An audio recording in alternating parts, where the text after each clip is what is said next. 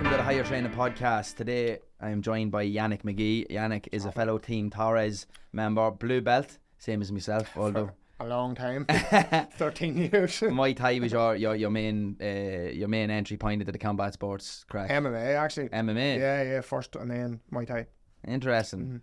The first time I ever done any combat sports was I did an MMA class before I did Jiu-Jitsu or anything like that, and I thought it was class, but fuck, there was too much for me to know. I was like, right, I'm going to have to start picking one of these and start getting the grips of them. How long did you do the MMA for before you got into the Muay Thai? Right. When I started 2008 to about 2011, about 3 or 4 years. Yeah. And was that just, were you dabbling in a wee bits of everything there, or it was just pure MMA? So what did I do first? I've done karate and all that shit, you know, when you're younger, like messing about, like your mom put you into just to get rid of you for the day. Like. So I done the taekwondo, didn't do anything for years, and then went partying for a few years when I was older. Yeah, I had to do it. And then one of the boys, he started doing kickboxing. And I was like, fuck, that looks good, that looks like good fun. Got into the kickboxing for about a year or two. And then one of my other mates started doing this Wing Chun Kung Fu. And I was like, what's this here? So I transitioned into Wing Chun. But then that Wing Chun, it was actually like, people laugh at Wing Chun and they're like, Kung Fu is a load of nonsense. But your man that taught it was like proper, like it was class. Like. So then we started going there, and then they transitioned towards doing a bit more MMA kind of stuff and Jiu-Jitsu, and then Sebastian showed up on the scene, and then we went full into the MMA then from then. So that's when Seb sort of came first on the scene. He actually, that Wing Chun school, so that one of the guys that trained was Kieran Morgan, he still owns like a grounds work kind of thing. And he was in work one day and he was talking, I'm pretty sure this is the story, I could be wrong, but he was talking about Jiu-Jitsu or something, and one of the Brazilians that worked for him was like, oh, I'm a brown belt in Jiu-Jitsu, and he was like, fuck off, you're not. And I'm allowed to swear this. I'm allowed to swear. Yeah, you crack on, yeah. Because I'm going to do it a lot. He was like, no. Swear to fuck. Yeah, fuck's sake. He goes, fuck's sake. He goes, no, you're not. And he goes, yeah, I'm a brown belt in Jiu-Jitsu, black belt in Judo. Turns out Sebastian, like, so he came on the scene, and then that was it. Then we transitioned into MMA then because he came around. That's class. And yeah, so I know the Wing Chun does get a good old slagging from like other martial arts. The first Jiu-Jitsu gym I went to, Urban Warriors in London, the black belt, he was black belt in Jiu-Jitsu, but he was a black belt in Wing Chun as well, which was interesting. Now I never tried any of that stuff, but I think from Why do you think people get that? Like, I think it's the mainstream sort of Wing Chun is probably why it turns people off the McDojo sort of stuff. Yeah, that's what it is. It's like there's so many charlatans out there and they don't know it properly, you know what I mean? And they just put up stupid fucking videos and people are like, look at the state of that would never work. And I think as well too, because of the boom of MMA and the UFC, people are like, obviously that's a lot more real, and people are like, that Wing Chun stuff would never work. And I think it's a load of balls, but they don't see some of the benefits of it. Do you know what I mean? So I can get sort of bad rap because of that as well, because more ignorance, people don't understand it, and then obviously because there's dickheads out there doing it that are pure shite. Like, 100%. But see when I done it, see the clinch, like for your clinching Thai boxing and MMA, transferring the Wing Chun into that, unbelievable. Interesting. Yeah, really good. See even now, me clinching in Thai, most of that comes from the Wing Chun. And that's why my clinch is, it's not good, like, but it's alright. Yeah. I think there's like fucking Bruce Lee is the one person everybody always refers to, when the whole idea of like take what's useful and discard what's not. 100%. But like every martial art will have something useful. Like one of my clients came on to me, he started doing Tai Chi. Now obviously Tai Chi in terms of an actual fighting martial art is probably not really that useful, but there's elements in terms of the relaxation and like having a form of movement practice that could be useful, you know. So I think as much as like Wing Chun and fucking Aikido and a lot of these ones may not be the ones for fighting, but there's maybe something there pulling from it. Yeah, 100%. So it all had to start from somewhere anyway. Like, what do they reckon? Most martial arts transition either from the Kung Fu or something else way back then. So you know what I mean? It develops and you take stuff from everything. That's my opinion anyway. I think there's stuff in Wing Chun or there's stuff in Aikido or probably not Tai Chi because it's fucking too slow. You're there all day trying to get somebody trying to punch them, but. Yeah, no, definitely, 100%. You could definitely. They're doing your circuit. Hold on, let me do your circuit. Waiting, a cup of tea, you know, when you're waiting. But yeah, no, Definitely, there's definitely stuff that you can take from everything. So you're a man that obviously enjoy the wee tussle if you're dipping into all these different martial arts. Now I'm gonna put you in the spot. If you had to pick one right now that you only could do. Oh, Thai boxing. Thai boxing. Oh, 100%. Yeah. Yeah, that's why when I was in Thailand before I fought my first MMA fight, but I was training MMA and Thai, and then I was training Thai for MMA, and then come home, fought and stuff. Fought it was C class at the time, so fought a load of C class fights, and then turned pro. Had my first pro fight, and then my second pro fight, the boy calf kicked the fucking life out of me, like, and like literally couldn't walk after it. But I didn't block one kick. I was like, I need to go to Thai boxing and learn how to block leg kicks. So then I started doing Thai, and that was it. Then I was like, I'm not going back to MMA. Yeah. I stopped jiu-jitsu as well. So I got my blue belt around that time, and then I started doing Thai and just stopped everything. Just started doing Thai. Class. What is it with Thai compared to the other? I don't know. Like, I think it's just because you get to stand and punch people next to you, and you get punched. Same reason why I don't want to do it. Maybe, punch in the face. Like getting hit. Yeah, I'm the opposite. I must be sadistic or something. I like getting hit. Like, and sparring for me is the best part of Thai boxing. I pads, technique, I love all that too. But if I had to choose between doing pads, doing drills, or going in and sparring people, I would spar all day, every day. Yeah. Yeah, it's just, I don't know. And there's the culture behind it as well, all that kind of stuff as well. But I think just, it's because I done kickboxing. I think Thai's a wee bit more open than kickboxing. Like kickboxing, you can't clinch, you can't knee, you can't elbow. So I think I liked the Thai end of things because you can do everything. And it's a free of all that sort of stuff. Like, yeah. And I'd say I forgot to caveat the whole podcast with the fact that you combat nutrition is your game. Not a fighter. Like, but reason why you were starting about your sort of journey with the martial arts and combat sports, I want to get into how you approach some of them early weight cuts. Now your first pro fight. Well, no, we'll go back earlier. What was your first amateur fight like in terms of making weight? What sort of batshit stuff were you doing back then? So for the first one, I didn't really have to do anything mad. Okay. I'm stupid too, like, because I was fighting at 66, so I'm a featherweight, so 65.8 or 66.2 if you've got the allowance. So I was walking around at about 67, so I dieted down like do you want to see the state of me in that first fight? Like, I looked like a skeleton. So it did. So there was no weight cut. It was just diet. I was in Thailand and Tiger Muay Thai for 8 weeks training. Yeah. Didn't eat one chip. Didn't eat any I hate bad food, but like I didn't eat anything like that. Just like veg, chicken, rice. Like really, really dieted hard because I had the clue how to cut weight. So it was just like, fuck it, I'll just walk around at 67 and fight at 66. After that, then this started getting harder. So the first one was easy, and as it progressed, it actually got. You would imagine the first one would be hard and it should get easier. Yeah. Now it's the opposite. So it all went downhill from the first one. When I got home, I started getting a bit fatter, and then I had to start cutting more weight. I'd say it'd be easier nearly to maintain that body weight when you're over there, because like train twice a day, yeah. Easy. And then also probably the amount of convenient options for grabbing fucking highly processed, high calorific foods probably not as available. Sometimes I think I just want to move to a fucking forest somewhere where there's no fucking no takeaways or anything like that, and just fucking hunt my own animals. It'd be easy to stay. Yeah, it was great. Because the way Tiger Muay Thai was at that time, it's a lot more commercial now. But on that road that it's on is like full of restaurants and everything. But there was literally like a couple of wee Thai restaurants, and there was like a wee stall at the end of the road that we would have walked over to because it was the closest one. And all they did was papaya salad, which is like, the somtam papaya salad. And they done like this grilled barbecue chicken and sticky rice. And that's literally what I ate for fucking 2 months solid. Like, it was good tacto. Oh, unreal. Lovely. So it was like 50p or something for your dinner at the time. So it was brilliant. Like, so yeah, the weight fell off me. And then after that, got home, got pizzas, back to 1 pint, country fried chicken, fucking everything. Turned into fat man, back in the drink, the whole lot, yeah.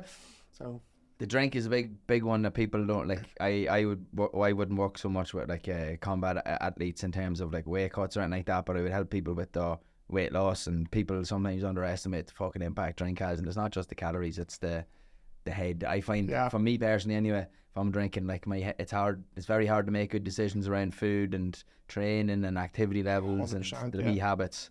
In terms of like with nutrition now, we'll dig a little bit more into that for combat athletes, and there's a few kind of things I want to just discuss. Obviously not obviously, but I compete in jiu-jitsu. I train a lot of boys who compete in jiu-jitsu.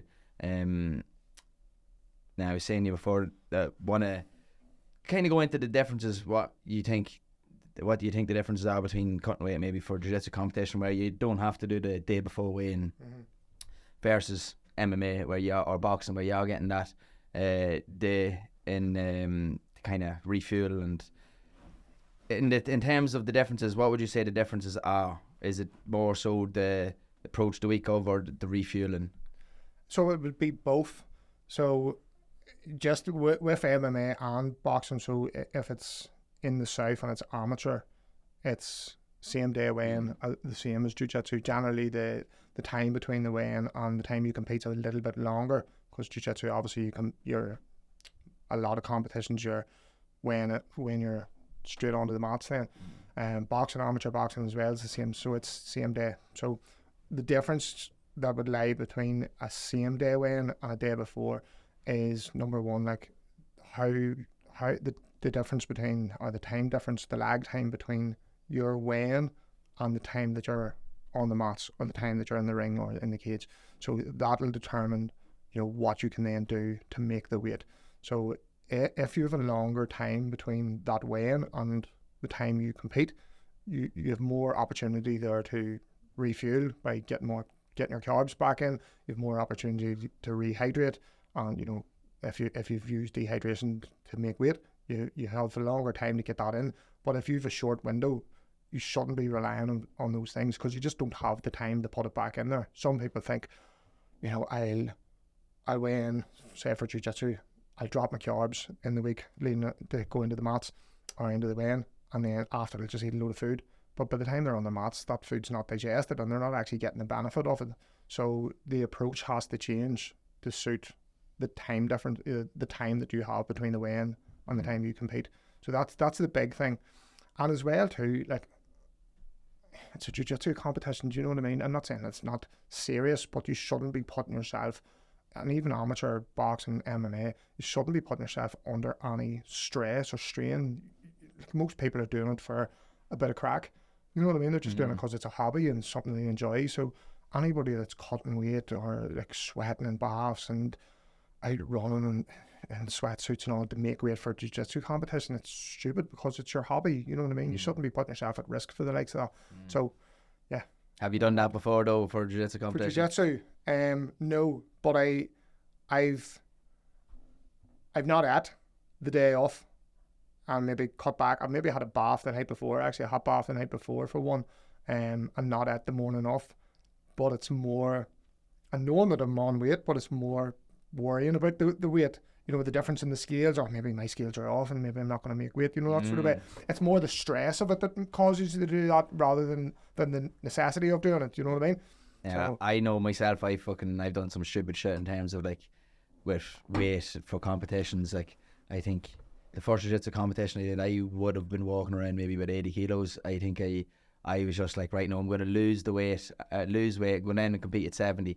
I got myself like, I should actually show you the pictures after this. I was mad skinny. It was actually, I basically fucking lost all the good muscle mass and spent fucking ages fucking working hard to get all the grams of protein. All your gains gone. I got down and I weighed myself in, and I was 67 kilos then on the day. So I was like 3 kilos under what I need to be, and that was with the gi on as well. So like, I fucking, that was maybe in over about 6 weeks, like, so it was a really fucking short period of time. I was team no carbs back then, eating meat. You know what I used to take in with me for snacking? Halloumi and chorizo. That was my snack. I was like, high fats, get it into me. This glass of fats, eating cheese and chorizo there at lunchtime. But yeah, safe to say I was fucked after the first match. Oh, big time. Yeah, you'd be screwed through what. Yeah. But like, don't get me wrong, people still do it, and I've had people, like clients, that have done it. You know, and even recently, boys are like, look, I want to compete at this weight. I'm like, well, would you not be safer going in the higher bracket? They're no, I want to compete at that weight. What do we need to do? And you're like, you try and talk them out of it, but if you have to sort of work with them, so if they're going to do it, you have to try and sort of coach them around it and make it as easy as possible for them. Yeah. But yeah, in my opinion, jiu-jitsu competitions, like even same day weigh-ins, you shouldn't, like for other things, you shouldn't really be cutting that much weight. You can cut weight if you do other things like the low fiber, low sodium, change your food volume, maybe your meal the night before, have that a little bit earlier, stuff like that, maybe even a small bit of dehydration. That's all fine. That's not going to impact your performance. But it's when you start pulling carbs, starving yourself for weeks, fucking jumping in a bath, sweatsuits, saunas, it's madness. Like. Yeah, and then also I know it's a lot of boys do, and I think what you said is important there. It's a hobby as well, jiu-jitsu. Like I think we can big it up in our heads too much sometimes. You know, like I want to do as good as possible here, trying to come in at the heaviest, at the top of my weight class rather to get the most advantage. But I've actually found, not to cut in, but I've actually found when I've competed heavier and like ate the day before and didn't care about the weight, I've competed better. Like that last one I done, I suppose I competed alright at that, but I sort of dropped to a lower weight. But the one before, I was like, fuck it, let's just go in at the heavier bracket. Didn't even care. So I'm like me telling other people to diet and stuff, and I was like, I couldn't do much diet and fuck that. Just jump in here at whatever weight. But I found because I went at the heavier weight and I was lighter, I was actually faster and like fitter than the other people. Do you know what I mean? I find it worked to my benefit. There's other advantages, like you're like as much at the top level. If there's money involved and stuff like that, you're like, right, you want to try and do as much as humanly possible here to try and get your 1% in order. Yeah. But like if you are doing it for a bit of crack, you know, I find the fear around missing weight the whole week can be an absolute detriment in terms of you're probably not going to eat certain things. You're going to panic about your food. You're going to probably drastically undereat if that fear is there. It's unnecessary. And you might train too much as well. I find like boys ramp up their training if they're fearing about missing weight. Yeah. And that's going to, like, load management is a big thing that I always talk to boys about training, like coming up into competitions or matches, GA athletes, whatever. If you're ramping up the training, coming up to it, like especially in the week of, like you're probably, and if you're cutting all your food out, your calories, you're putting yourself in more likely for injuries, more detrimental performance, you know, and you just feel shite. Yeah, there's no need for it. Like, that's it. Like, you want to be fueling your performance. Like, you're getting in there. You're not going in there to make weight. You're getting in there to be able to compete and win the match or win the competition. So you shouldn't be, like sort of. What is the word? Like, you shouldn't be putting that, fucking. I lost the word, but you know what I mean. You shouldn't be fucking it all up just because you want to make a lower weight. Like, you should be saying to yourself, right, I want to eat as much as I can in this week. I want to carb up. I want to rest. I want to recover. I want to go in there feeling brilliant, rather than going, shit, I need to get. And I think it's a culture thing as well in jiu-jitsu and other combat sports. Like, everybody's like always compete like lower and lower. And I think it drives people to that behaviour. But I think boys love suffering as well, or like the idea of suffering. Yeah, some people do. Yeah, some people, like somebody cut me at yesterday. He's like, I actually look forward to the weight cut because it gets me primed for the fight, and it's like I feel like I'm ready to go. Like, it feels like you can almost like feel like that. They feel like a fighter then. You know what I mean? Because they're going through that process. So yeah, sometimes it does. Yeah. Sometimes people love it and sometimes people hate it as well. Yeah. I was one of them that hated it. I hated it. I fucking love food too much to be fucking doing stupid shit to ever try and make weight for a competition. Yeah. That's why I would like, right, get it on, get on the ball with us, so I could be eating my Cocoa Pops in the morning. The one thing so a couple of the boys, and I said I was going to be doing the podcast with that compete or like intra competition nutrition. Like, let's say boys are maybe having something after that 30-minute before weighing, like that's not much of a time to really be getting anything in before your first match there. And I've seen boys jamming jellies into them like there's no fucking tomorrow. But what would is there any point in like really trying to get much into you in that half an hour before in terms of food, or would you be just going liquids? I would go on liquids generally. Like, you can have the jellies and stuff like that as well because they're fast digesting, you know what I mean? So there's potential there. If you have that half an hour, 45 minutes, you could be getting the benefit of them. And it's just kind of like a top up really. It's not gonna fill your glycogen or anything. So it really depends on what you've done in the lead up. But yeah, I'd say like that half-hour window, 45-minute window after you get off the mats, generally liquid carbs is kind of what you would want. You want to get something in there that's going to, you know, get into the system as quick as possible. So that is kind of what I would advise people, you know, get some liquid carbs into you. If you want a few jellies, get a few jellies into you as well. But they can do gut training leading up to that. So basically you're training your body to be able to handle a lot more. So it can potentially speed up your digestion. So if you did eat the jellies and you did have the big volume of fluid, it's actually you're gonna benefit from it a lot quicker. So doing that as well could be something people can do. How do you go about training the gut? So you can do it a number of different ways. You can generally the way you do it. So you can the way I kind of do it is like a progressive overload kind of thing. So say for talk's sake, you're going into your normal sparring day or your normal big day of rolling or something, you know, the team training day or something along those lines, something that's going to kind of simulate the competition. What you would do is say you have your normal 30 grams of carbs leading into that training session. So you have that, see what way your gut reacts to it. If everything's fine, you bang in another maybe 15. Then you say, right, okay, that's grand. Bang in another 15 the next time. So you're up to 60 grams. And then you progressively go up. Do you know what I mean? So it's just you can do it that way, or you can just go in with a big high volume straight away and just get used to that. No way. Sometimes if you eat too much before training, you're bloated, you just don't feel right. There's some big 100 kilo black belt lying atop you and you're going to either get sick or shit. Yeah, that's it. You're going to morph all over him by fart on him or something like that to get him off. But yeah, so like, you're going to feel it at the start. You know, you do this with people, like, you know what, I am starting to feel bloated, but you're like, we're expecting that. But just keep with it and it should subside over time. If it doesn't, then you taper back a little bit and get it to like a point where you know, right, okay, we've pushed the limit up a bit, and now you can handle, instead of the 30 grams, you can now handle 45, 60, whatever, and just getting that bit more in there. There's a number of different benefits to it, but it can definitely get a lot more fuel in quicker.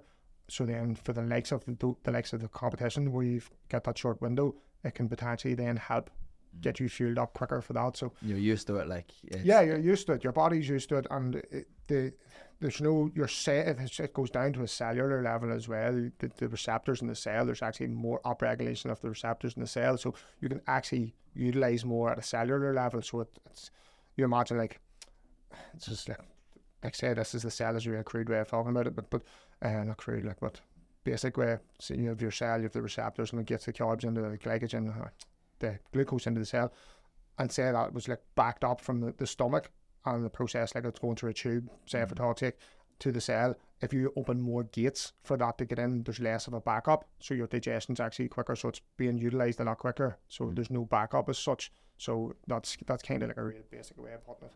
But yeah, it's like your body, it's like your body's ability to utilize oxygen or something like that. Yeah, it's improved from like training, like that. Yeah. That's basically it's basically similar to that. So that is something I use a lot with people, and I find it helps in competitions. I've had guys coming into the fights like 500 grams of carbs, no issues, coming into training sessions, big days, even on fight week, having 250, 300 grams of carbs on fight week, making weight and fueling their whole week. You know what I mean? So there's ways around it. Like I find it as like boys, like I'm only getting into like coaching lads in like combat sports and jiu-jitsu now in the last wee while. GA would be more of like what I've been doing for fucking years, and I met the boys that be afraid to eat any time near a game and stuff like that, but it nearly gets into their head then, you know, they'll not eat because they have the fear of fucking, you know, I'm going to feel full as fuck or bloated here when I go out and train. 100%, you know. That's because their digestive system can't handle it at the minute, or even at the cellular level it can't handle it.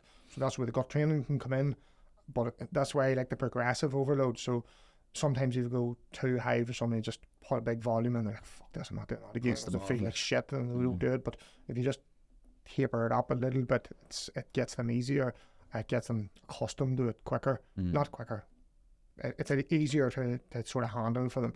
And then, before they know it, they're fucking eating before training, they're fire loading, and their performance is through the roof. Like, so. Yeah. Somebody, do you find it hard getting that across to some boys that maybe have resistance to that pre-match or pre-game or fight fucking grub? Yeah, you do. You do get people that are like, oh, you know what, I don't like eating before training, or I don't like eating before a competition. And you're like, you know what, be a fucking adult about it. You know what I mean? Like, go and eat like you're not a child. Like, you have to tell them, like, you need this for your performance. So you have to just get used to it. You know, you have to, if you're doing that gut training, you have to suck it up for a while. You are going to feel a bit funny. You're not going to feel 100%, but imagine what you're going to feel like when your performance is through the roof and you're able to fuel yourself. So you sort of show them the benefits of it and teach them around the benefits of it, and then they come across it. The longer you're doing it as well, I'd say the easier, because you fucking proof proof is in the pudding with all the boys, you know what I mean? Yeah. You know, so it makes it easier. Then if let's say a boy is then competing in multiple divisions in jiu-jitsu, and there's maybe a 3-hour gap in between those two things, like that obviously opens up a lot more room for different 100%, sort of fueling. I still I've seen plenty of boys going around and just have a protein bar and think that's good enough fueling in between. Yeah, same that as well. Yeah, I know. Yeah, they need the carbs, like just small carb meals. Like, you know, they have to just sort of try and replenish their glycogen as best as they can, and small, easy digestible carbohydrate meals spread out in that time periods. So no chicken fillet rolls. No chicken, no KFCs or fried ducks, man. That's what we used to do after a weight cut. Funny enough, we used to fucking, as soon as we stepped off the scales, we were like, right, down to fried ducks, let's get a chicken burger and a chip, man. Give me a bowl of gravy. Yeah, I'm vomiting all over the place. Oh, it was horrible. Yeah. Fuck, I haven't had a tux in a while. We have to take a trip up to Newry, lally. Do you know what? It's like one of them things that you think, fuck, I'd love a fried ducks. Like, I haven't had one in ages, and then you get it, and you're like, that's so disappointing. Like, you feel like a slug after. Yeah, firstly, like shit. Like, and you feel like you've been raped as well. Like, your bank balance is gone because it's fucking so expensive. With the obviously making weight, like people, I think people maybe, well, in terms of the jiu-jitsu, we'll stick at that one. How long before a competition would you be advising people to kind of start thinking about their weight? You know, what's the sort of process? Obviously, depending on the amount of weight that they want to get down, there's obviously going to play a role there. Yeah, huge role in it. Like, you know, it depends on like what bracket you want to compete at, and then how far away from that bracket are you. You know what I mean? If you've a lot of weight to go, you want to give it a longer period of time. You know, you don't really want to be losing. Yes, you can lose more, but anywhere between like 0.5 to 1% of your body weight per week is kind of a nice amount of weight loss to lose. You don't really get too many issues with hunger, performance, even people feeling restricted and stuff like that. So it's a lot easier to adhere to that much of a deficit and that much weight loss. So given it that, again, look, it depends on the person and how much they have to lose and stuff like that, but slow and steady sometimes is better. Again, then sometimes people respond better to, look, just get it fucking done. I just want to diet harder and get it over with. I'm fine. Again, some people respond well to that, but I think there's a lot more issues with performance then if you deplete people that much. But generally, you know, you should be given enough time that you can diet gradually without causing any issues in your performance and in your hunger and things like that, and that you're less likely then to rebound after. How long that is, it's one of them things. It just depends on how far away you are at the time that you're starting. So if I have 6 kilos to lose, weighing myself 2 weeks before is probably a bit too late. Probably, yeah. First day. Listen, I've had people with 6 kilos to lose fucking the night before. So yeah. Or the morning off. And the morning of, yeah. This is gonna be shit for them, not for me. Oh fuck! I fucking that last just a competition. I think it was 2 kilos over on the Thursday, and I shit myself. I shit the togs, even though I was like grand on weight the whole time. Yeah. The day after, woke up next morning, took a shite, grand. Yeah. Well on that. Yeah. But that fear, I find it's getting less and less the more I kind of play around with it. But it's definitely, I can imagine it's definitely a really strong thing for boys, especially if they don't have the knowledge or the understanding. That's what I was going to say. Like, I think a big thing as well is people associate, like, when they look at weight loss, they're thinking diet. They think, right, I have to diet, you know, to get this off. I have to like drop my calories, and this is going to get the weight off. And fuck, I've only lost maybe a kilo there in the past 2 weeks, and I've got 2 kilos to go here in a week. How's this going to happen? And they think, fuck, I need to diet harder. I need to cut my food down. I need to cut my calories. But it's not fat loss that you're looking for in that period of time. When you come into that final week, it's acute weight loss. It's like different pockets within the body that you're going to empty to get the weight off on the scale. It's like fat loss is probably not even the thing that you should be looking at. It's, you know, gut residue, water, glycogen stores, depending on like the competition and stuff. So I think that causes fear in people. They're like, how the fuck am I going to diet 2 kilos off in a few days, and then you tell them, no, it's actually this that we're doing, and they're like, oh fuck, alright. And then when they do it, they're like, Jesus, I didn't realise I could drop so much weight. Do you know what I mean? In such a short period of time. So I think it's the lack of knowledge around like where the weight's actually coming from. Stresses people out. They're like, absolutely, starve myself here to get this. All. I've had people come to me and tell me that like fight weeks they wouldn't eat for the whole of fight week, and you're like, what the fuck did you do that for? Like, you're probably gonna die. Like. You mentioned one thing, and it would be something that I would have figured out maybe after my second fight when I started digging into just weight loss for being able to make weight, whether it's powerlifting or fucking anything that involves weight classes, and fucking the fibre you mentioned earlier. Yeah. People don't really understand fibre and what the fuck to do with fibre and how it can impact your weight. Yeah.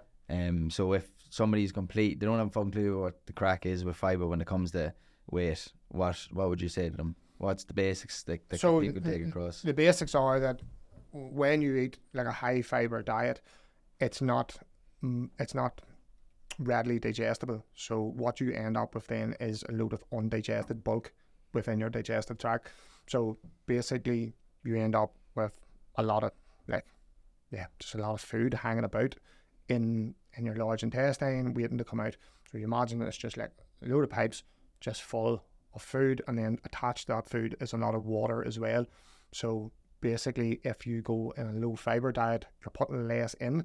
So there's less going basically into that pipe, and as you shit it out your shite pipe, the pipe becomes empty, and then you stand on the scales, and there's less weight in the scales. So it's literally pushing the shit out with a bit of water attached to it and putting less shit in. That's the really basic way of looking at it. So yeah, undigested food hanging about in the digestive tract. That's basically what it is. Remove that, and you'll be lighter. Yeah, so cutting down the brown bread in the days before. Seeds, nuts, avocado, pears, whole grains, all that sort of stuff. And it does definitely makes a difference, but it makes a difference if you habitually have a higher fibre diet. You know, if you send somebody cut down your fibre and they're like, fuck, I don't even know if I eat any fibre. And you say, well, what are you eating? And they work out their 10 grams of fibre a day. You're like, well, this is going to do nothing for you. Like, you know, so they have to have a habitually high fibre diet for it to have an impact. So how much you generally eat will impact what will happen when you remove it. So same with sodium, same with carbs, all those sorts of things. Yeah. So that was the next one I was going to go on to with sodium intake. You know. Yeah. I think obviously those both influence your weight, and sometimes people can panic just like regular life. When their weight goes up for some reason, let's say they've been out, they've had a higher carb meal than they used to, a higher sodium meal than they used to. Maybe there's a bit more fibre, and they're like, fuck, put on 2 kilos. Yeah.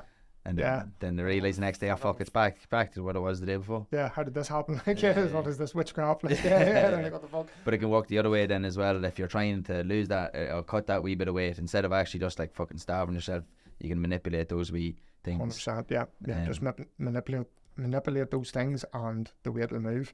So yeah, if you have a good understanding of what causes it to go up, you can then understand what you can do to take it down.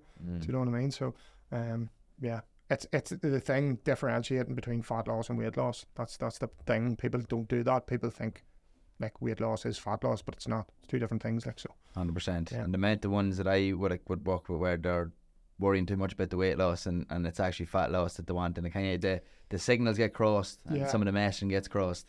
That's it. And again, look, it's why the likes of these fucking things like Slimming World and all these stupid things that just focus solely on the weight on the scale, and they don't educate people around what's actually impacting that weight. And then you have people that are weighing in at 7 o'clock at night for a Slimming World class, and they're like, fuck, my weight's went up, but they're only after eating a massive bowl of broccoli or something half an hour before. Sure, it's sin free. Yeah, it's sin free. Do you know what I mean? So they haven't fucking put on any fat, but they've probably maybe lost fat, but they look heavy on the scales, and then they start freaking out, and then they develop a bit of a complex around themselves. So yeah, it's madness. Yeah, we'll not dig too much into Slimming World. No, that's a chat for another day. Yeah, fucking go on. One thing I always chat to the lads that I coach about, because they look at professional, they look at elite level, and they try and emulate a lot of the stuff that they would do, whether it's nutrition, training, whatever. The kind of continuum between health and sport is an interesting one, because the higher you go up in the level of sport, the more probably detrimental the things you have to do are to your health. Do you think a lot of people underestimate that in terms of whether it's nutrition or just the lifestyle you gain for the higher level that you go up in sport? I think in terms of like for combat sports or in general. Combat sports, yeah, particular. I think it's I think that the higher level that some people go in combat sports, they do sometimes like their behaviours are sometimes like a lot more unhealthy, you know, like especially when it comes to the weight cutting things, you know, the higher level pros and stuff like that, they're looking at other high level pros as well, and they're like fucking gonna cut more, and they put themselves at more risk, so that's detrimental to their health, their lifestyle in terms of their training and things like that, and maybe their sleep and you know, maybe even their nutrition is still a high level too, you know, and maybe they don't drink and party as much as stuff as maybe an amateur would. So I think there are behaviours that they do at a higher level that can be dangerous, especially around weight cutting and things like that. Yeah, so I don't know if that answers your question. No, there is, but I think, like, I don't know, I think amateurs think that pros have it all figured out as well, but they don't. They're still doing a lot of like fucking unsafe things and a lot of unhealthy things, like, Yeah, well, like, Sorry, no, way yeah, off there, was it? no, I told you tangents are welcome. Well, essentially, like, getting head kicked is not healthy. Like, Well, this is it too. You know what I mean? Like, that's and like even when it comes to like high level, like American football, you look at them boys that are mashed up whenever they finish. Like a lot of them, the average career is like 6 years or something like that. You know, but people who want to just be healthy and fit, they compare themselves to that sort of the stuff that those people would do. That's what I mean. Like even training wise, you know, being like, oh, need to train 3 hours a day. Yeah. You know? And like thinking that they're healthy for doing that, but like there's a certain line where you're going too much. Too far, like, you know, whereas a professional athlete needs to train that much or more. Yeah. You know what I mean? Yeah. So like I'm always interested in that, because I think it's important for amateurs who don't have intentions of going pro understand there's lines, and you don't want to be going too far into the sport if it's only too far into detrimental health if you're only doing it for a hobby. Yeah, you know, kind of going back to the jiu-jitsu boys. Yeah, you know, like there's no need. Like that's it. Like there's no need to push yourself to limits in terms of your training and in terms of how you approach things, especially like even being so fucking anal around how you're doing things with your training and your nutrition. Like, you know, sometimes there are fighters, like high level fighters, are like they're just so on it all the time. They're just like, I fucking need to like have this thing because that's their career. This all needs to be perfect. Your average person doesn't need that. Like, you know what I mean? They need to fucking live their life as well and enjoy it.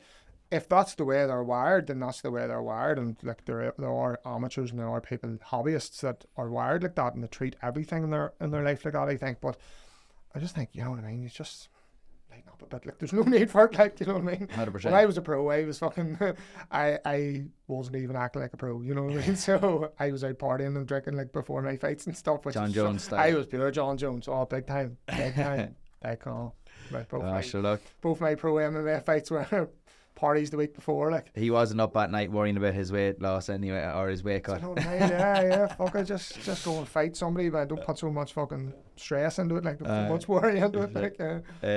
So we'll branch it a little bit more, that the full day in between kind of weigh-ins, more so with the pros, that side of things. Obviously there's a lot more kind of strategies and stuff that you put in place, and whether it's boys, you see boys in the bats, or like, and that side of things, what do you see boys doing, like from the outside, maybe not your fellas, but from like other people? What do you see people doing wrong or maybe misunderstanding with that, having a full day to kind of in between weigh-ins in their approach? I think sometimes the limits are being pushed, you know, in terms of like how much weight they can actually do, you know. And I've seen it, and you know, I've even seen it with my own clients that want to push the limits. And as much as you advise somebody not to do it, they're just going to do it anyway. I've had talks with fighters that are fighting at lighter weights, and I've said to them, listen, I don't say it during the weight cut during the fight camp, because then you don't want to put the doubt in their head. So it's the language you use. It has to be the right time to have that conversation. But saying to them, you know, I think that you should move up, you'd have a smoother cut, everything would go well. So, and they're like, no, I'm going to fight at this lighter weight because better fights, coach wants me to fight at that, whatever. So I think sometimes the limits can be pushed in terms of, you know, dieting down, in terms of the weight cut. I think sometimes people don't realise the potential damage that they're doing to themselves, or the potential risk that they're putting themselves at And it's that fighter mentality of just like, fuck it, suck it up, like I'll just get through it, you know what I mean? Like, and for people who don't maybe know the detriments, like let's say people from the outside looking in, just looking out of interest, or maybe they are going to be getting into this weight cut crack, what are some things that like are the potential damaging effects of? So many, like, you know, from you know, potentially damaging your metabolism during, you know, dieting so hard, doing like weight cycling, like, you know, dieting down, rebounding, potential eating disorders that you could get, and then moving then towards the weight cut as well. And not even before you get into that, like the potential detriments to your performance as well. If you're constantly dieting and constantly in the negative, you're not adapting, and you're not, you know, you're doing all your training, but your adaptation to that training isn't where it should be. You know, if you were in a fed state and fighting maybe a little bit heavier and being able to fuel your training, you're going to adapt to your training so much better. So your actual level is going to increase as well. So there's that, and then moving towards the weight cuts. You know, obviously you know, people have seen it in the media and stuff, and people talking about it. People do die from doing this. Now, thankfully, it doesn't happen that often. But like when I used to work in Norbrook, and I was like one of the safety people. I didn't work in safety, but in our lab, you were one of the safety people. And one of the big things was near misses. You had to record, like we work with big dangerous chemicals, so the accidents weren't that high, but on the hospitalizations and all that weren't high, but the near misses were high. So we were recording those, but people don't record that in weight cutting. People record, oh, somebody died, fuck. And there has been a good few, but the amount of near misses that are going on, the amount of people that have collapsed, have fainted, have, you know, been at a level of dehydration where they could potentially have died, or where they've maybe had kidney damage, all this stuff going on, and we still don't know the long-term effects of it either.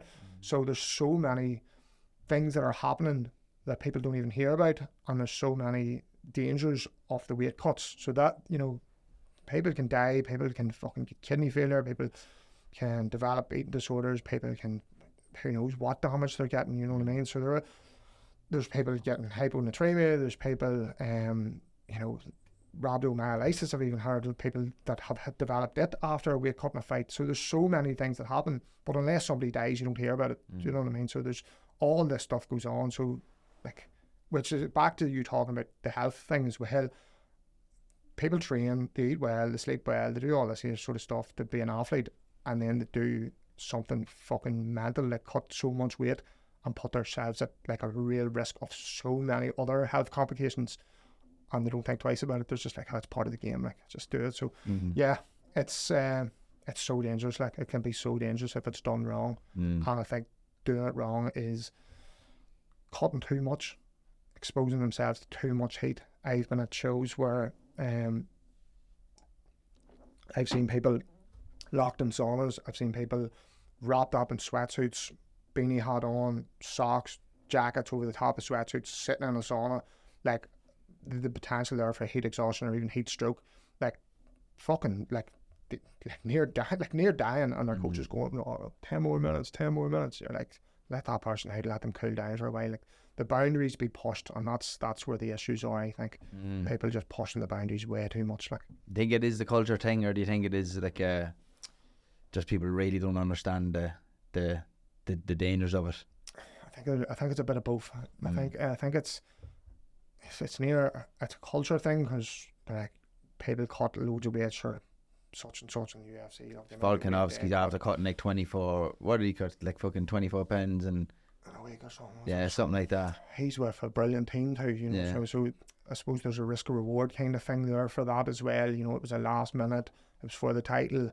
They've obviously had that conversation. He's like, right, I'm going to do it.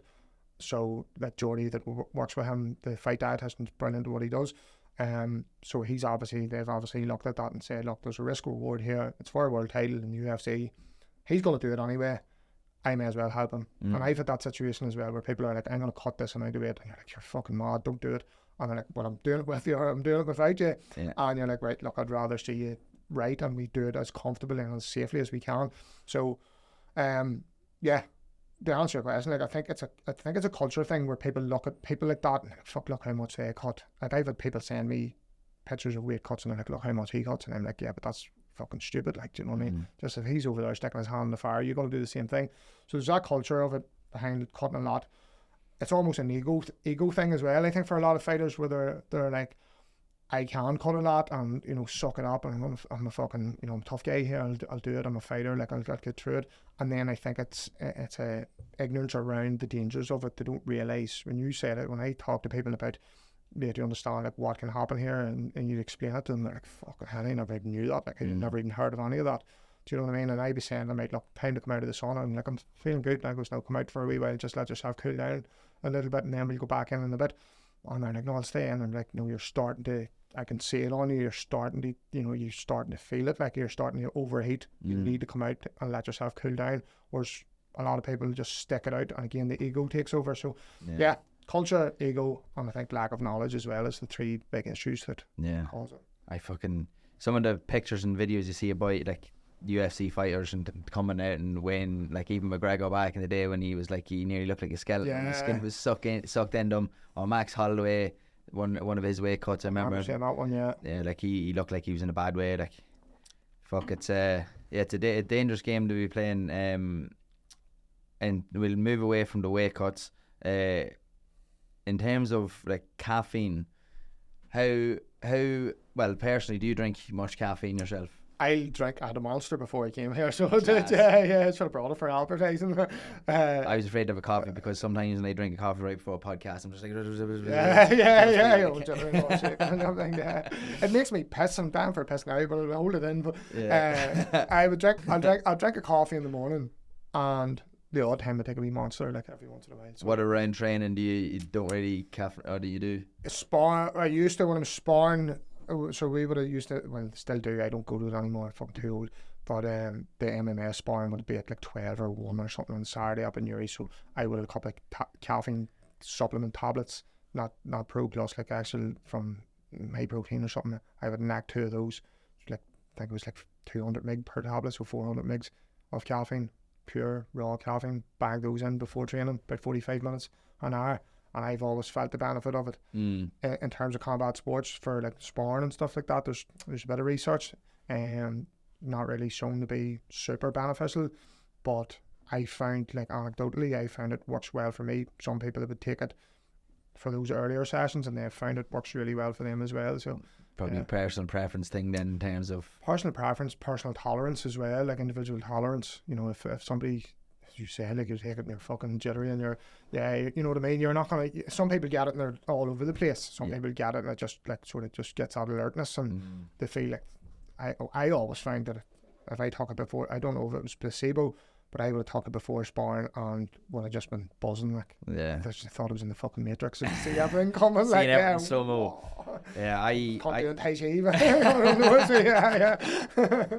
so I have a love-hate relationship with caffeine. Like, I love coffee. I would drink coffee every day. But in terms of gym training, it doesn't really bother me. But see, sometimes with jiu-jitsu, I find it can make me heart rate go mad high, and then I'm not thinking as much. I'm a bit more reactive rather than like kind of seeing things. And like in terms of competing, I've noticed that more as well. It drives me anxiety up a good bit. So I've had to have a wee like kind of just drop it in terms of competing anyway, just because whatever about nerves. Maybe it was just because it was my first, I told me Achilles at the start of the year, and it was my first competition back, and I had the coffee, and I was like, fuck, I just like kind of like mind went blank, and I was kind of like shitting myself a wee bit more. Next comp I didn't take coffee before, and I noticed I was a little bit more calm.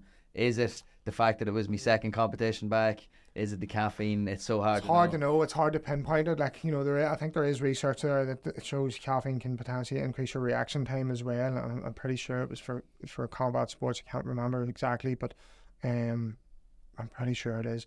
But again, like, is it maybe you're fucking like too wired? Do you know what I mean? Whereas jiu-jitsu's like, yes, you have to be switched on, but it's almost like feeling, and you're almost like working on muscle memory kind of a lot of the time. You know what I mean? And stuff like that, I don't know. Different than getting punched in the face. Where you might need that little bit of. You need to be like a fucking lunatic all night. Like, he's just constant jittering in the corner. If I don't want to fight him, like foaming at the mouth or something. I think like personal preference is a big thing for so many things, whether it's training or sleeping habits. I think when it comes to competitions, fighting, whatever, I don't think people are analytical enough too much about it. Like, even if they do think they're serious about it, like in terms of like, what did I do this time versus last time, what worked well, how did I feel, stuff like that. Obviously you would probably be analytical for people, so that would make it a little bit easier for them. But if people are going on their own, I would always be like, right, you have a wee debrief of what happened there. How did you approach the week? How did you approach your weight cut? In whatever way you did it. What did you do nutrition wise and fueling, training wise, and kind of pick up what was good and what wasn't good, and then kind of discontinue what was shite and fucking 100%. Yeah, that's what I do every week with my clients. We do a full review of their week, recovery, sleep, stress, like what did you eat, how was your performance, what were you like between sessions, like everything. So you need to analyse everything. You need to go back and look at everything to be able to improve and stuff. You know what I mean? It's like fucking everything in life. You can't just float through life like hoping that things will get better. You need to sort of look at things and try and improve them. So yeah, definitely. I think if somebody's competing, they should look back and they should think, right, what went wrong, what didn't go wrong, what could I improve on, what can I put in place. Like, I think with the check-ins that I do as well, the way I have it gets people to think more about as well and be sort of like a bit more autonomous in terms of like thinking about what they've done. You know what I mean? So if you're not really doing that, you're not going to get better, you know what I mean? I'm big on reflection, like in general for anything like business, fucking life, fucking training, whatever. Getting people to think a little bit more deeply about that sort of stuff. It can be a hard thing sometimes if they're not used to. Yeah, I'm sure you got a few one-word answers to some of them checking questions. 100%, yeah. Jackie Magdalena, and he's watching this here. He's fucking good. Like, literally good. That's all his check-in is. And I usually just send back good as well back to him, or thumbs up. Like, that's like, and then you get other people, and it's a fucking essay, like, and you have to take it and put it into Word and break it down. And I've got ADHD, so it's very hard for me to fucking to keep an eye. Halfway through, you're like, right, on to the next one. Yeah. Fucking damn, go out here and cut the grass. So sometimes. Obviously you're in the nutrition game, but the nutrition business being your full-time gig is only a recent thing in the last year, I think you said. Full-time. Yeah. How are you finding that? Unbelievable, yeah. Class. Yeah. Best thing I've ever done in my life. Like. What is it given to you that your previous work and stuff hasn't? Freedom. More freedom for myself, and like working for yourself. It's you don't have somebody looking over you. It gives you a good drive as well, like that last job, I don't care now because I'm not there anymore, but I could have sat there all day and done fuck all, like, I literally said, I would have sat there actually and worked on my nutrition stuff, or hid in the toilets and done posts and stuff. Like, I basically built my nutrition business while in. Thanks very much. Cheers for that, yeah. Norbrook. Yeah, so like now I think having your own business, like, you have to show up, you have to drive, you have to be organised. It's on you, so it's good for that. It does give you a push, but it also does give you the ability to take time off, and you want to take time off, spend time with the family if you want to spend it. You know what I mean? There's a lot of challenges as well, as you know, but it's just a completely different way of life than working for somebody else and doing that 9 to 5 and then coming home and not even being, nobody, you don't even feel like you have any purpose when you're doing that either, you know what I mean? You're doing just some very fucking stupid job that you hate. So there's a lot, yeah. The freedom is a big thing for me. I like the freedom, not that I want the freedom to sit about and do nothing all day, but the freedom, like, I can go to lunchtime do Jitsu every Tuesday and Thursday. Might go for a bit of lunch with a couple of the boys, Magee or whatever else afterwards, Sunday night open mat or whatever it is, the little things I like to do, spend time with the family. I always go for lunch with my fam after I train them in the gym. It's like we go for a wee session, we go for a bit of lunch. Like, if I worked a normal job, there's not a chance to be able to do that. Yeah. Podcasts, I probably wouldn't have the time to do that shit. Like, as well as that, I find like the impact you actually have on people, you're probably saying the impact is for a lot more. Huge thing. Like, yeah, that's a huge thing. Like, that's what I say. Like, you feel like you have a purpose. You feel like you're actually doing something that's beneficial, or something that is actually, as you say, having an impact on people. You know what I mean? Even like people texting me, like, guy you made with today, he's texting me, fuck, unreal, thanks so much for all the help. Like that, I love that. Like, I'm like, fuck, I've actually helped somebody here. Do you know what I mean? So, whereas in the last job, we were going, did you get that bit of work done? Yeah, there's it there.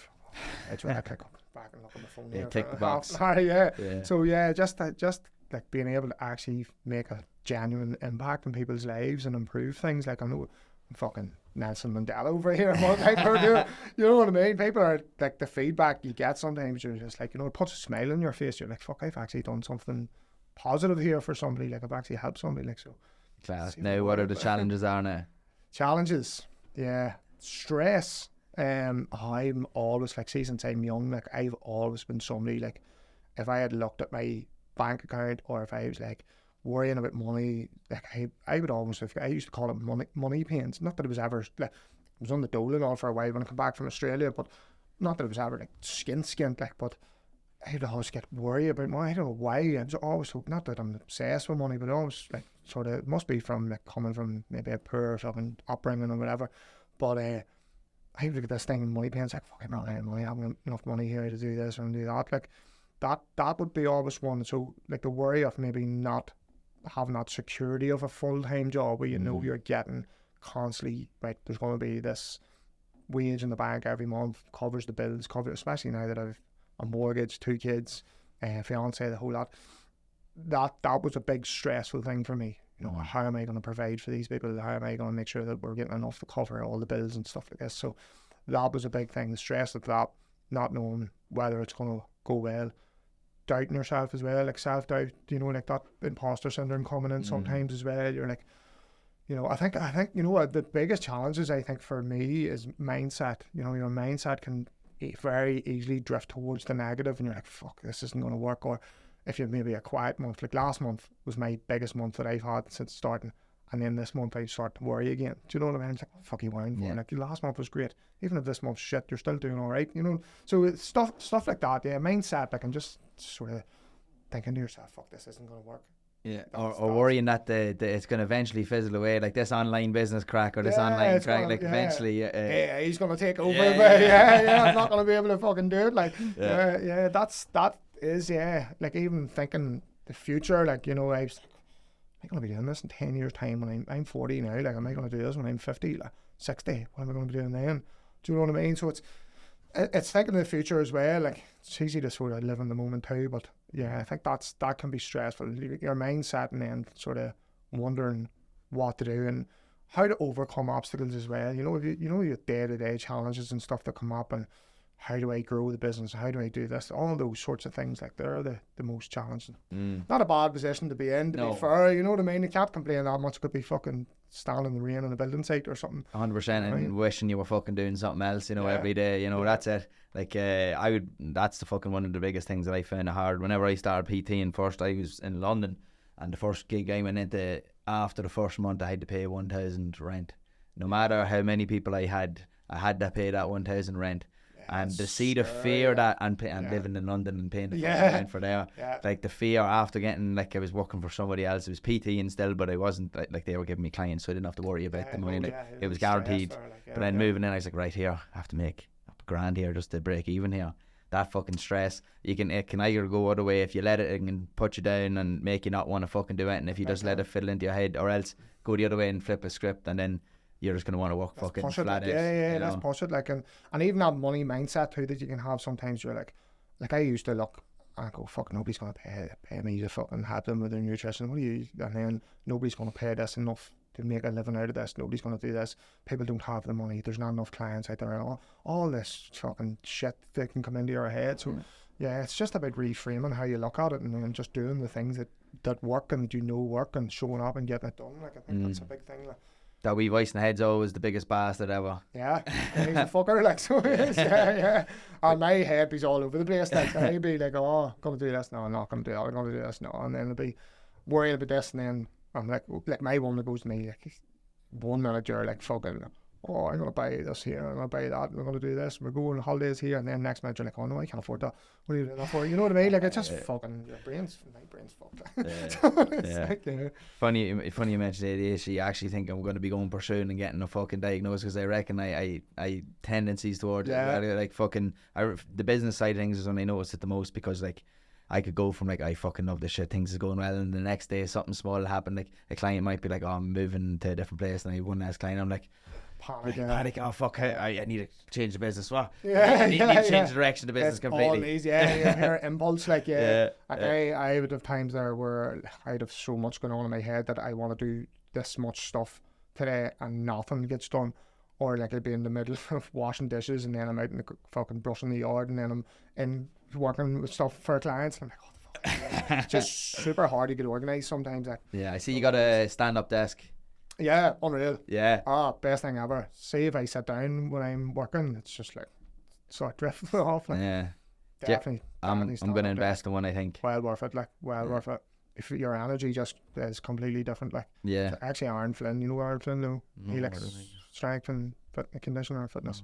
He says get a standing desk. And I was like, fucking stand all day. Are you mad? I sit down like, and I bought a nice wee chair and all to sit in. It just lays in the corner. Like, I don't even hardly use it. Like, is an adjustable desk? Adjustable. It goes up and down. Yeah. I played around with one of the places I used to work in. They had an adjustable desk. Played around like I'd be in a half kneeling position or a kneeling position, just trying to get different postures. You know, just so I'm not standing up all day or I'm not sitting. I was like trying to mix it up. Like you're in mass or something. You're burpees. Genuflect. For the like working at home, I find it can be fucking hard because like there's regular life stuff going on, whether it's the fam about their kids running about or for me like it'd be my girlfriend floating about. Having the boundaries for when you're working and not working is fucking hard. Yeah.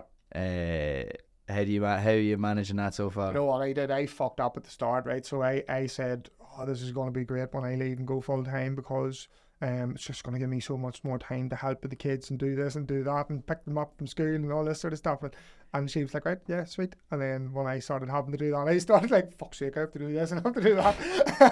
And I goes, I put so much work onto that. She goes, but you said you're going to have so much more free time. And I was like, right, okay. So I think a big thing is like getting yourself organised and knowing, right, what you need to do. Like, I'm not taking on so much in a day.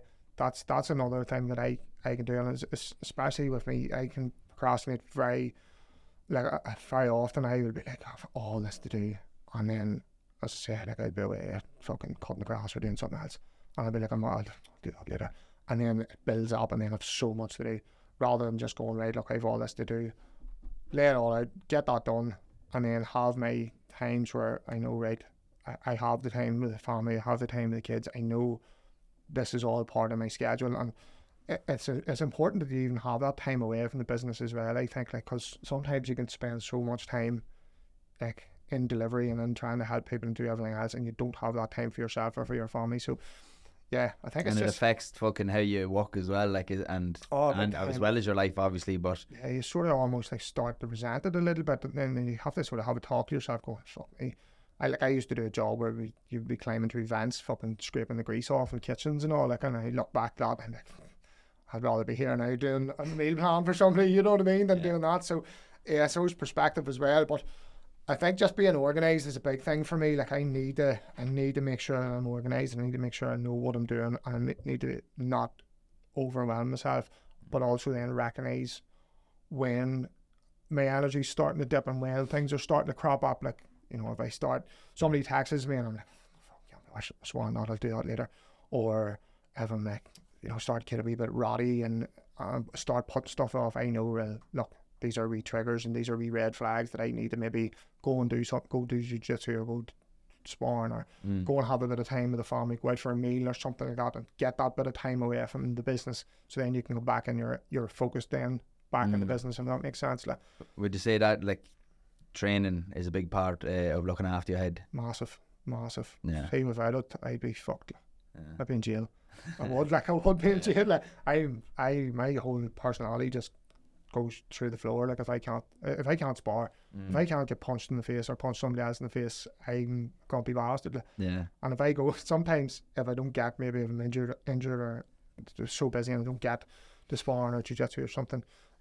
Jiu-jitsu does help a bit, but I think the sparring helps so much more. Like, if I don't get, and I notice myself being ratty, and my woman will even go to me, go sparring, you need to go sparring, and I could go into sparring in bad form and come out of it like a completely different person. Like, so yeah, no, definitely helps.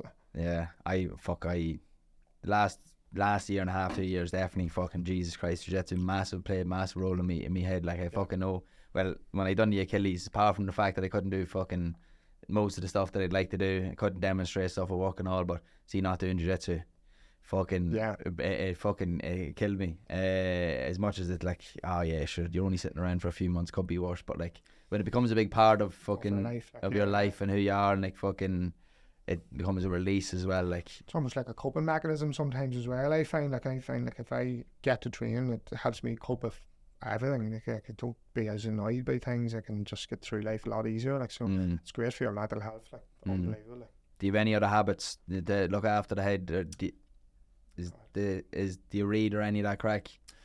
I try and read. It's fucking hard for me to read sometimes. Like so, my attention span. It's not great for reading, but I do try and read. Outside of training, like probably nothing really. Like it's really weird. Like I don't really. I would read a bit.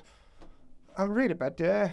Would it be stuff about like for work or just like more escapism stuff? So sometimes just nutrition stuff, and then sometimes like mindset books and things like that. Like I have a pile of books there that I've read bits of it and then never went back. But I do try and read. Spending time with the family is a big thing for me as well. I know like you hear people saying that, fuck's sake, I have to do this for the kids and I have to do that. Like I enjoy that as well. Do you know what I mean? That's like a bit of crack for me as well. Spend time with the kids, like so. That's a big one for me. It'd be a bit of crack whenever they get older and you can train with them as well. Yeah. Well, I've got the older boy. His sort of first Muay Thai class there last week, so he was loving it. So I'm hoping 10 years time you're in trouble. He'll help me. Bit of luck, Bit of luck, he'll stick up for me. No, I mean you're in trouble in 10 years time, yeah. Oh yeah. No, fuck that. I'll keep them in their place. Just don't get them up a bit, but don't let them get too far. Always let them know who's boss. Yeah, just a wee leg kick every once in a while to show them who's the boss. Funny, me and my elbow watching MMA or UFC on a Sunday. That was how I kind of got into combat sports. Right, like I watched boxing a good bit, but UFC Sunday we'd sit and watch all of it. And it's funny, I got into the part of MMA that he hated the most, which is jiu-jitsu. As soon as it went in the ground, fucking two boys hugging on the floor. Yeah, right. Yeah, right. Fast forwarded on. I'd be like, no, I want to see that. Yeah. Good stuff. Yeah. But yeah, fucking. Then I got into that. I was fucking. Me and him always used to be messing around or like wrestling, like not like to be no elbows or kicks thrown, but he'd be just like wrestling sort of a job. I never got to wrestling before. After I gained some jiu-jitsu skills, I fucking wish I had been like, right, come on, let's go one last time. Sure, I have you now, like put him in the Kimura. Jump on the sleep. Right, we're gonna test out a new segment of the podcast where I'm gonna force the guest to help me make a meme. Now we're going to make it topical to what the person's into, so it's going to be about fight week nutrition. Okay, and I have a picture of two fighters here. Alright, Laddie's going to put this up on the video. I'm going to show it to Yannick. Alright, and we're going to try and together come up with a meme. So alright, what I find useful whenever I'm trying to make memes is I'll start thinking about things that, like, you know, people commonly talk about with that subject. So obviously your salt intake could be something there, your gut, or your fucking fibre intake. I'm blowing out her arse there. Fuck. I didn't even look at this one before. I just picked one picture and I was like, right, I'm going to throw us under the bus here and see if we can come up with it. Well, you were on a bit. Maybe people don't underestimate the potential risks of cutting too much weight. Yeah. So, what's the biggest weight cut you've done or you've seen in somebody, just so we can throw in if we figure it out? So without I don't really like talking about what people are doing, so I'm not mentioning any names. No. I don't really people say what people are cutting, but like generally the consensus is 10% of your body weight in the week off is your max. Like that's kind of where you start running into a wee bit of issues after that. I think the most was about 16%. Maybe even a bit. No, actually that's a lie. I can't say this one because he's said it and we've openly talked about it. I don't know percentage wise, but Daggy Magdalene, this is back to what we were talking about earlier with the fight dietitian and Volkanovski and risk reward kind of thing. They were going to do it anyway. Daggy, I think, came back from America at about 82 kilos, 81, 82 kilos, and was fighting at 65.8, and he had 10 days to drop it. And this is back when he was probably one of my first clients. So this was back when I knew a bit, but didn't know as much as I know now. Yeah, so that was a mad one. Like, so I think it was 17 kilos, isn't it? Something like that. Yeah. 70 kilos. Yeah. Right, so obviously we'll not mention the name, but maybe we'll use the 17 kilos here for this one. You did in 10 days, yeah. Dackie wouldn't mind. Dackie doesn't mind. Well, right. I'm thinking something along the lines you deciding to cut 17 kilos in 10 days. And for something like maybe in the first one, and then this one here, you won running away, and then what could be coming behind? The fuck back here and get back into the sauna or something. The sauna. Yeah. Where are you going? Get back in the sauna? Yeah. Right. That was a fail anyway. We'll come up with I'll use that as a way I'll come up with a meme from that one though, based off the 17 kilos. It looks like she's rolling away from something. What's she rolling away from? I don't know. The last few things I want to chat about, you have your nutrition essentials to fight. You said it to me a minute ago, and I know it's I fucking need to change the name because it's too confusing. Nutrition Fight Club. There's Elite, which is the higher level amateurs and the pros, and then there's the Essentials, which is more geared towards amateurs. People that's only starting out that maybe just don't want to invest as much into it, but they still want to get help. Is that that's kind of like a group program, or is it that still one? It's still 1-to-1, but it's not working with me directly. It's working with Nathan that I've brought on to help me. Nathan McGillian, you know Nathan, he competes jiu-jitsu as well.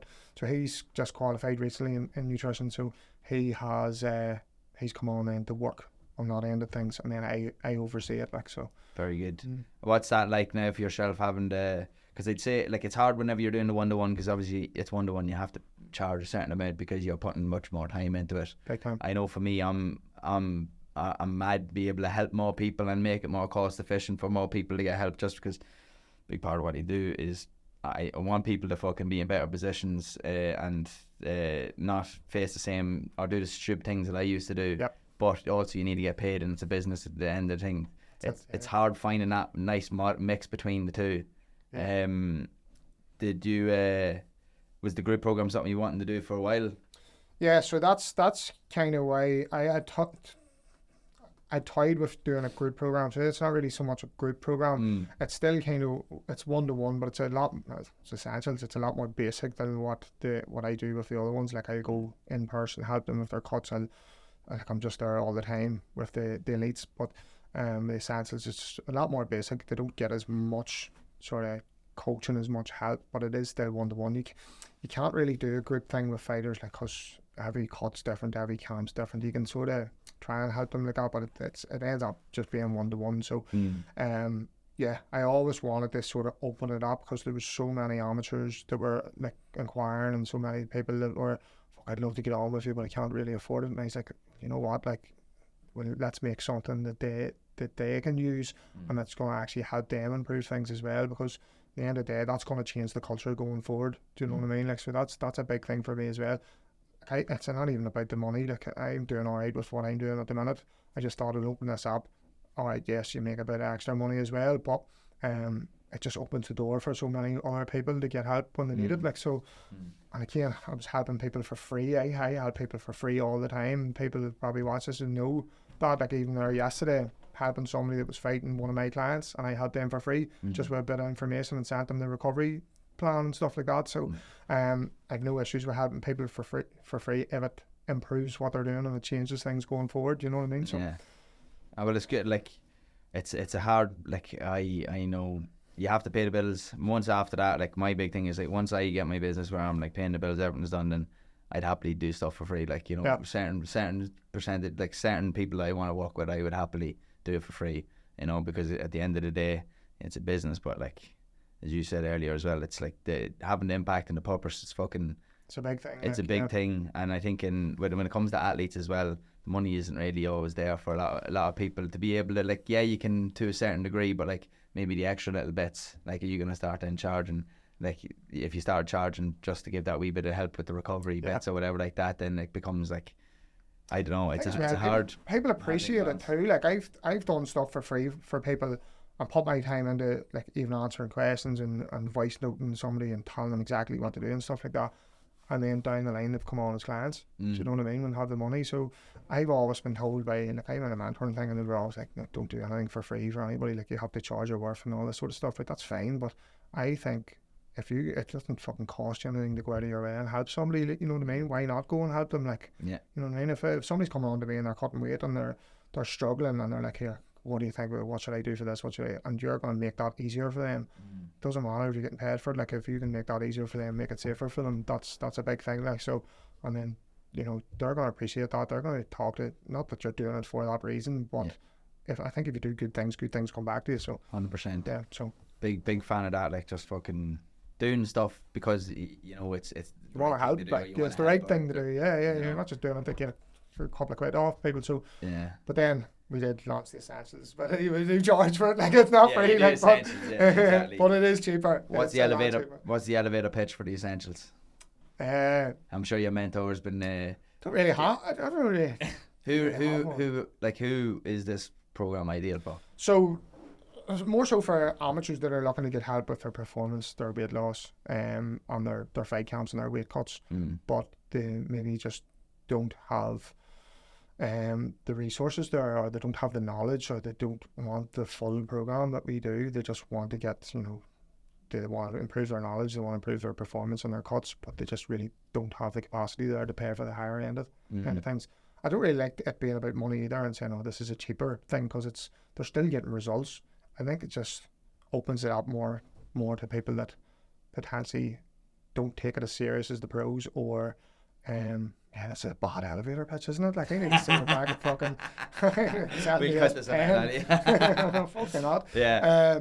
I don't know. It's like, it sounds like the education is probably like a big part of it, and them just gaining the knowledge and the tools to be able to fucking handle a lot of this stuff more themselves. Obviously, to have their coach there or whatever to chat and help them with, but that's what it seems like. And it seems very easy to, from what I've seen you posting up about it, seems very easy to digest, and your other program looks quite easy to digest and access for the boys, which try is and make part of it. Make it as easy and simple to follow, you know what I mean? I used to be so guilty of this, like fucking send somebody like a 60-page PDF thing, how smart I am, look at all this, and then go in, like, you know, try and show them the science and everything, and people are just like, what the fuck, just overwhelmed with stuff. Like, you just have to make it right. This is easy to follow. If you want the extra knowledge, I do trainings, I do live Zooms, I do a Tuesday tune-up, I call it, where I put a common topic into the group, and if they want to watch that 5-minute video and improve their knowledge, it's there for them. But you don't just bombard them with the stuff. You give them what they need. Keep it simple. Do you know what I mean? Keep it simple so that they can get the results. That's the best way to do it. But then have that other stuff there if they want to go beyond. Yeah. So. I've done that before, where I've like fucking bombarded, like fucking, like you try and overcoach. I think the more insecure maybe or like, I know for me anyway, for coaching, the more insecure I was about my ability and my knowledge and my coaching, you nearly try and like overemphasize how smart you are. Yeah, you know, look how smart I am, or you feel like you need to be giving people stuff all the time. I need this. I need, like, where's the value in this? Like, you like, I have to give them things. I have to give them features. I have to give them stuff, but it's not. They're there for a reason, to get from this point to that point. How they get there, if you can tell them 3 simple things and they get there, what difference does it make? You know what I mean? They get the result that they want. So I think it just make it as easy to follow, as not that you don't get stuff with it, but it just try and make it as easy to follow so that the results come. That's the most important thing. That's what people are paying you for, you know what I mean? Get results. That's no good having a fancy onboarding process and all these lovely features. Well, I have that as well. Like, no, but it's okay having that as long as they get the results. Exactly. You know what I mean? Yeah. You don't have to just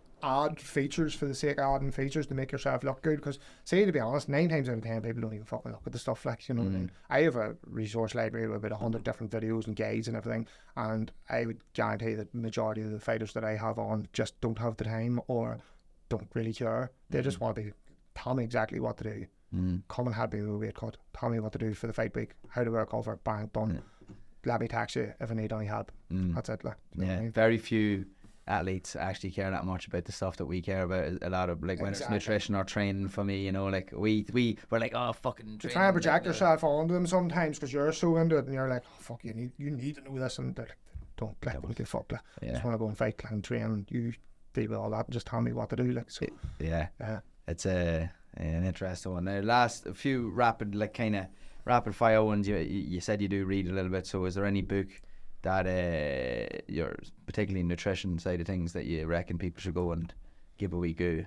or maybe even the mindset if what is hard pressed. I was reading there at the minute. Believing is seeing, or seeing is believing. Believing it. Can't remember what way it goes. Believing is seeing. Can't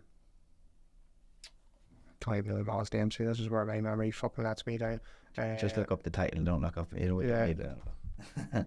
Some doctor, something Elcrow. What's his first name? Cabin or something. But he was like he's a sports psychologist, and he helped Philadelphia Eagles or something. He helped like a load of American football teams get to the Super Bowl, and he worked with the players and stuff and just helped them change their mindset. It's very, very good. Like, is that an area you'd like to get into?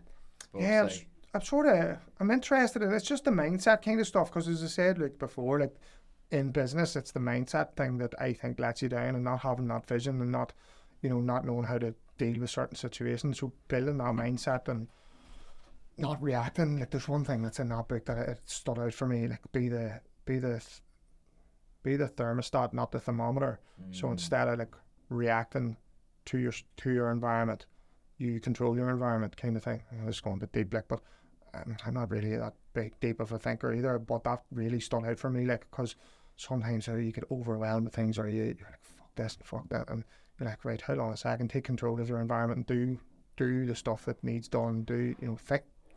Basically control your own environment, and that's have that vision as well. Like, think forward and have everything mapped out that you want to achieve, and then you'll get there, rather than just reacting to day-to-day things. Like, so that book's pretty good, but I haven't got through it all. Like, as I say, it takes me ages to read stuff, but I have 3 books in the go, and like I could get through half of one in like a week, and then I won't touch it for 6 months.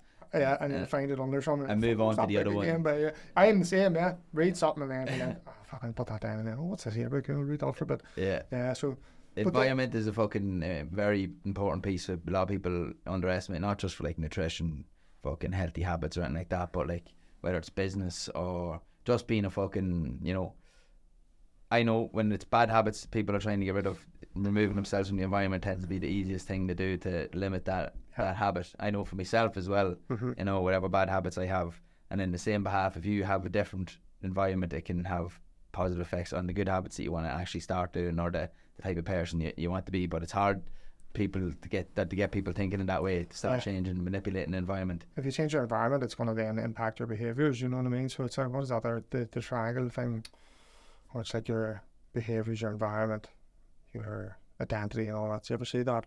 Talk, I can't remember the name of it, but fucking used to know the name of it.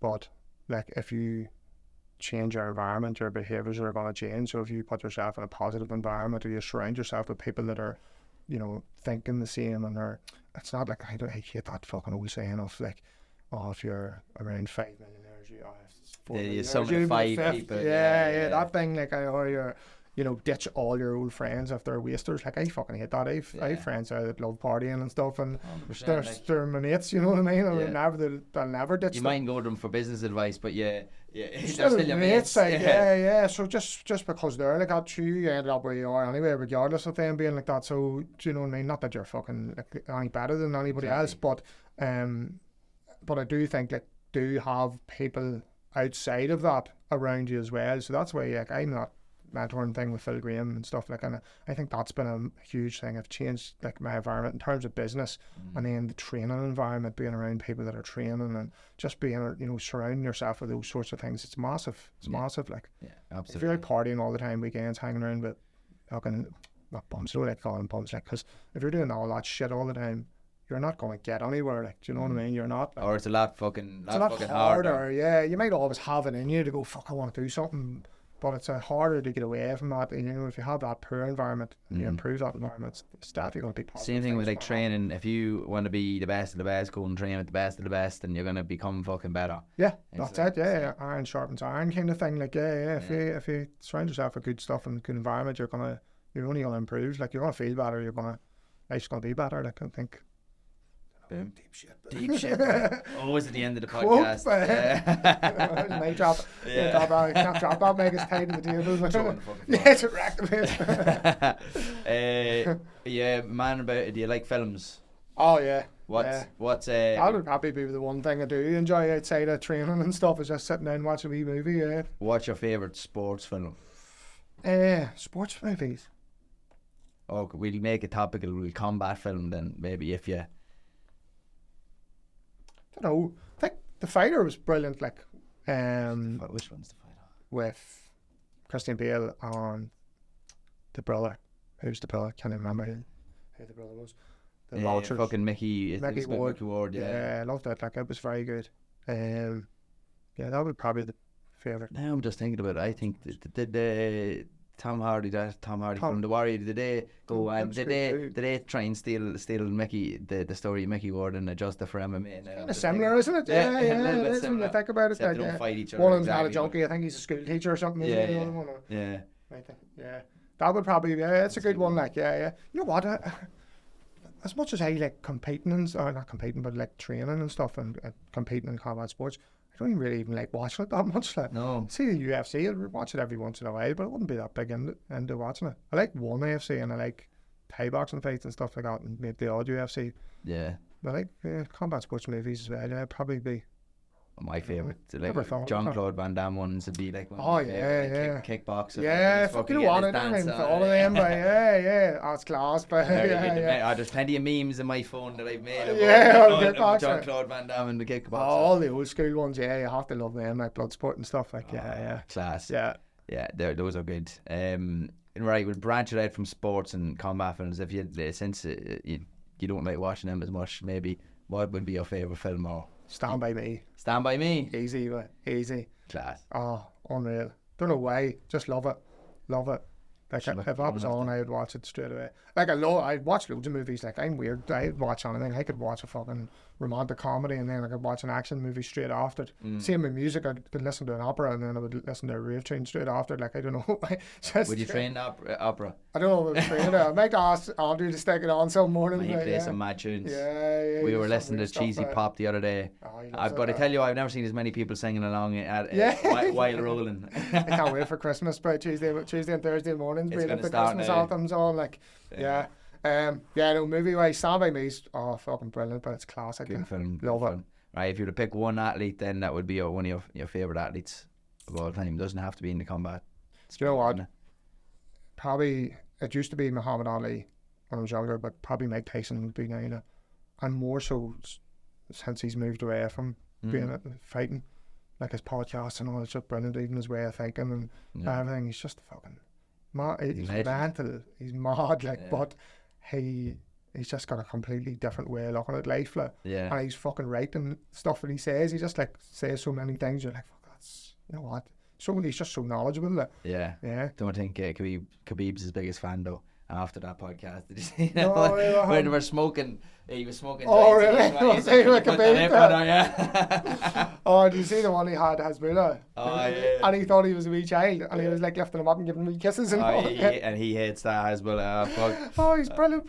Tyson, to some man, like he fairly, like I have a lot of respect for boys that branch out from what their original thing was. You know, like you start fighting, but you turn it into different businesses. You use that as an opportunity to go and had other people and all his knowledge, even there, like even having in Ghana and stuff like that, but just his knowledge of boxing, but his knowledge of everything is like, he's just, since he started fucking getting into licking toads and stuff, like he just sees life differently, and some of the knowledge bombs he drops, just like.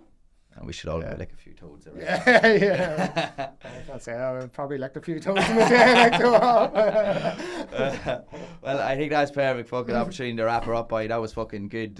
Thanks very much for doing it. Do you want to plug the Instagram there or the website or wherever people can get it? Yannick Magee Nutrition, that's it on Instagram. That's simple enough to find. Boom. Yeah, no big fancy names, just my name and nutrition at the end of it. Boom. And whether you go and purchase a program off him, which you definitely think you should, go and follow him just for his posts. It's fucking very informative. I've learned a lot from them and learned a lot from him today. And cheers, lads, for listening. Cheers, Yannick. Thank you. Good luck. Cheers. Pleasure.